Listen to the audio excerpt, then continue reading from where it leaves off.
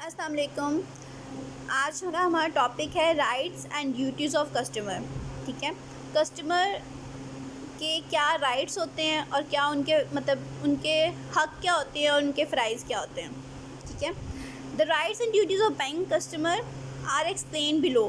अच्छा, यहाँ पे इन्होंने ड्यूटीज़ भी दे दी हैं, राइट्स भी दे दिए हैं। ठीक है, यहाँ पे उन्होंने एक ये फ़्लो चार्ट दिया हुआ है छोटा सा, हम उसको नहीं देखेंगे, हम डायरेक्टली ड्यूटीज़ पे जाते हैं।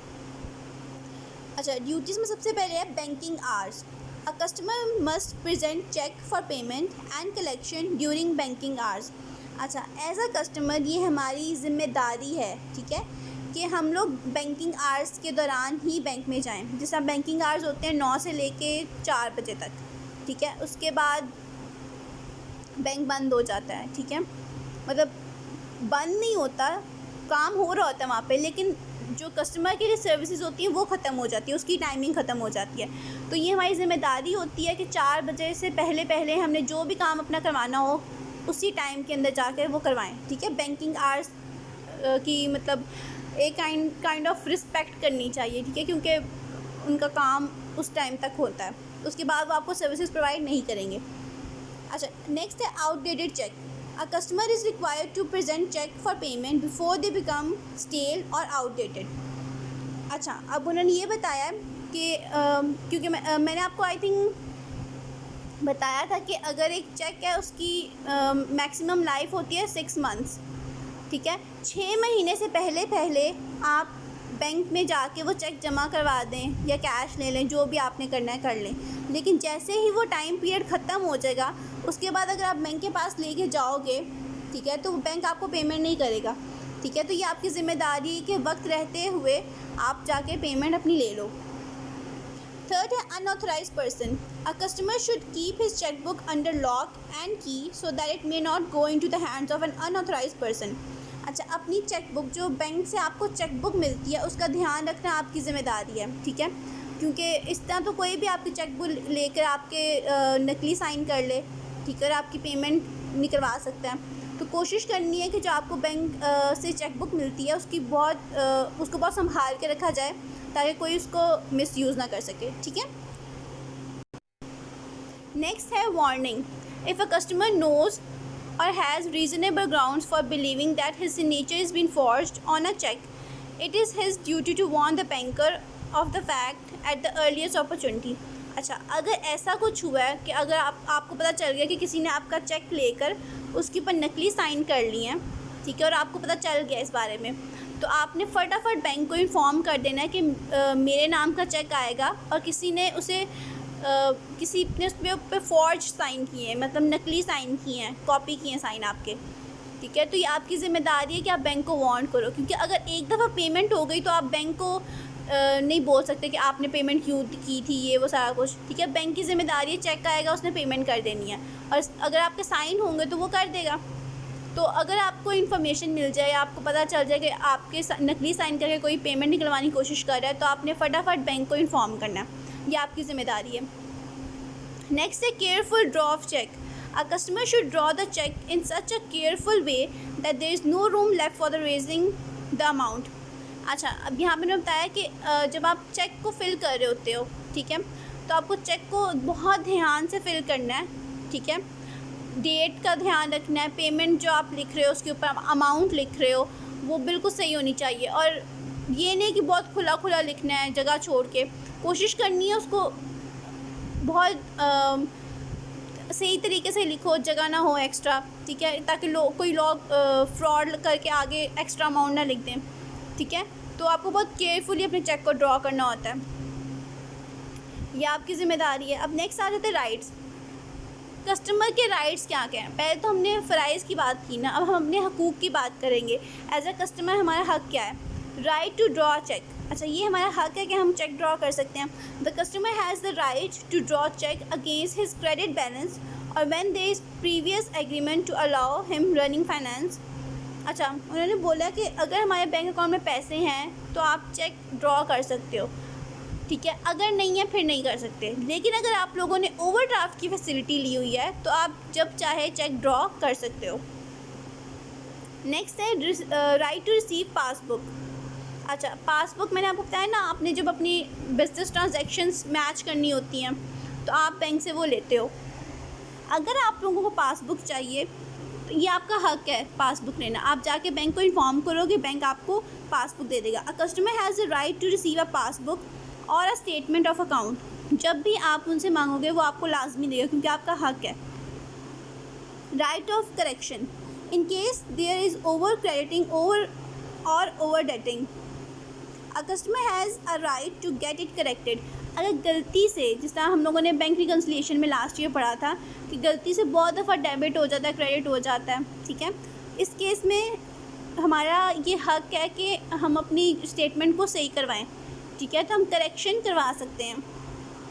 Right to sue means case file कर देना, ठीक है। A customer has a right to sue a bank if it fails to maintain the secrecy of its account or dishonors a check by mistake। अच्छा, अगर bank ने हमारा check जो हम लोगों ने बिल्कुल सही से फिल करके बैंक को दिया था, अगर वो डिसऑनर कर दें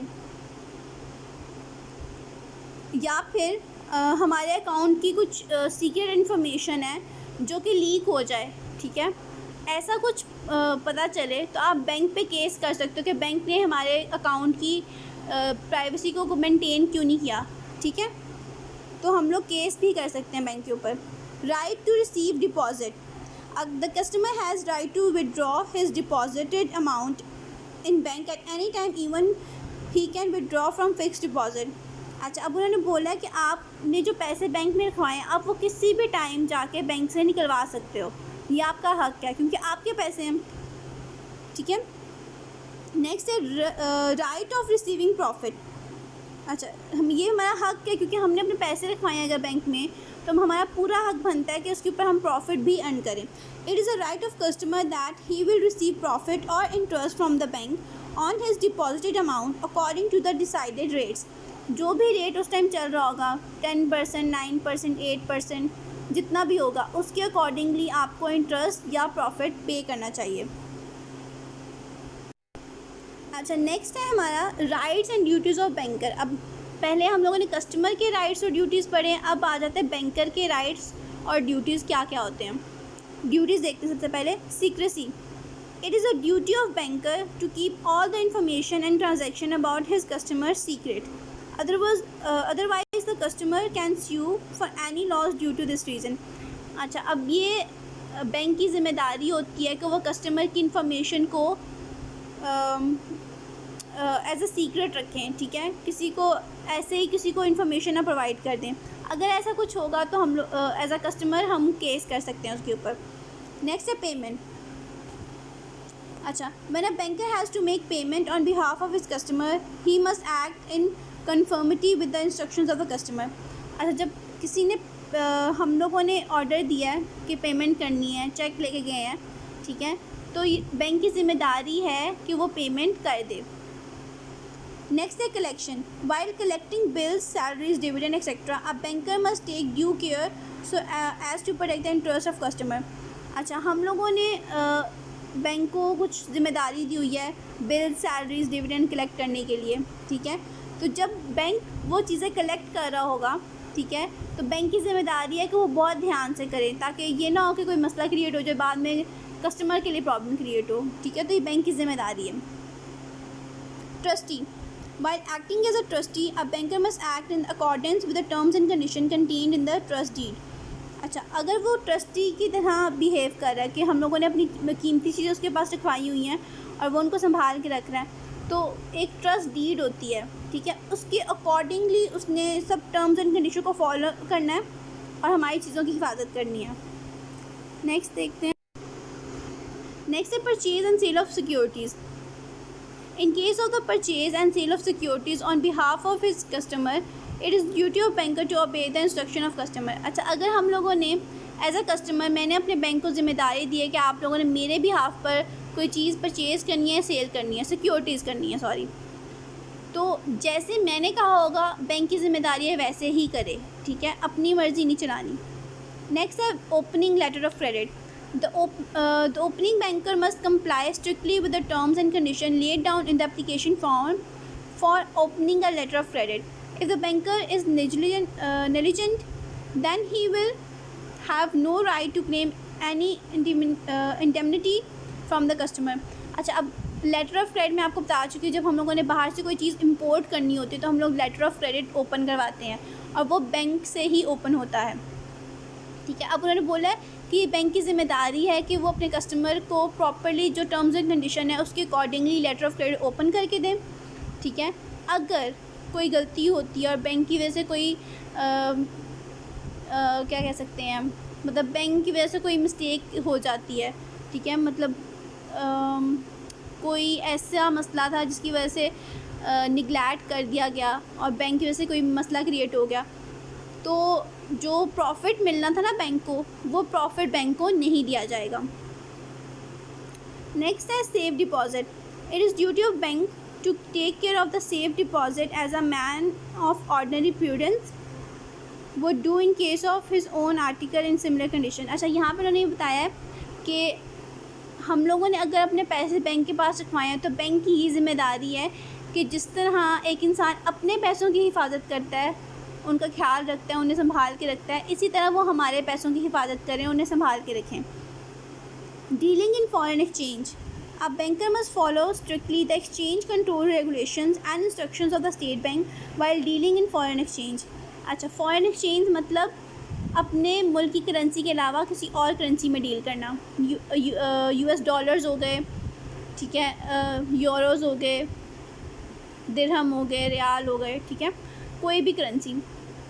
अगर हम लोग किसी और कंट्री की करेंसी में डील कर रहे होंगे तो हमें एक्सचेंज कंट्रोल रेगुलेशंस को फॉलो करना होगा, उसमें जो रूल्स होंगे उसको अपनी नज़र में रखना होगा और जो स्टेट बैंक ने इंस्ट्रक्शन दिए होंगे उनको नज़र में रखना होगा। अगर हम उनको फॉलो नहीं करेंगे तो हमारी as a banker problem create हो सकती है।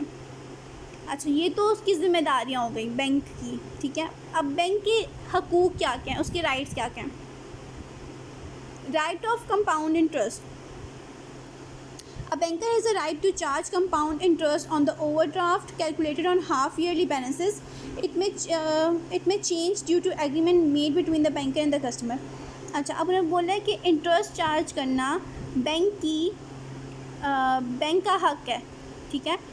तो अगर ओवरड्राफ्ट है या प्रॉपर लोन लिया हुआ है किसी ने तो वो उसके ऊपर कंपाउंड इंटरेस्ट चार्ज कर सकते हैं, ठीक है, या फिर कोई एग्रीमेंट हुआ है उसके अकॉर्डिंगली वो कर सकते हैं।